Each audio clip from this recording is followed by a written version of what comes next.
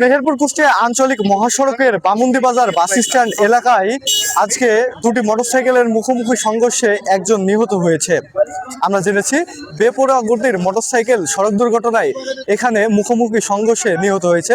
নিহত ব্যক্তির নাম রাকেশ, বাড়ি হচ্ছে তিরাইলে বলে জেনেছি। আরো দুইজনকে গুরুতর আহত অবস্থায় স্থানীয় যে সেন্ট্রাল হসপিটাল রয়েছে সেখানে নিলে কিন্তু গুরুতর আহত অবস্থায় তাদেরকে কুষ্টিয়াতে রেফার করেছে বলে আমরা জেনেছি।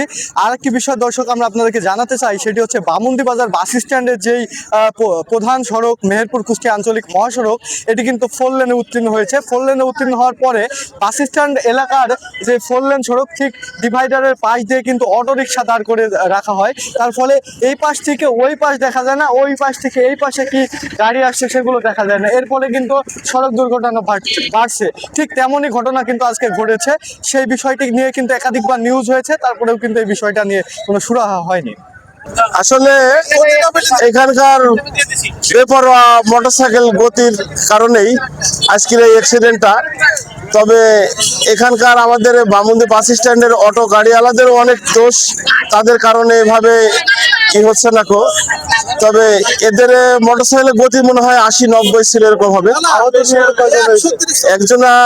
একজনা তিরাইলে বাড়ি, ওর নাম রাকেশ, উনি নিহত হয়েছে।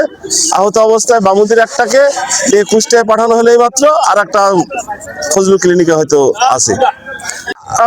মোড়ে গাড়ি ছিলাম, স্থানীয় ছেলেপিলি, তো রোড ক্লিয়ার ছিল, যেহেতু এরা এসে দুজন পাল্লা দিছিল, দুই গাড়ি, আগের গাড়ি আছে পারে গেছে আর পরের গাড়ি ডাইরেক্ট মারি দিছে। গাড়ির গতি মিনিমাম পক্ষে 125 থেকে 30 ছিল। এখন শুনছি একজন মারা গেছে হসপিটালে নেওয়ার পরে। দুই গাড়িতেই ধাক্কা, মানে মুখামুখি সংঘর্ষ হয়। না না, সামনাসামনি।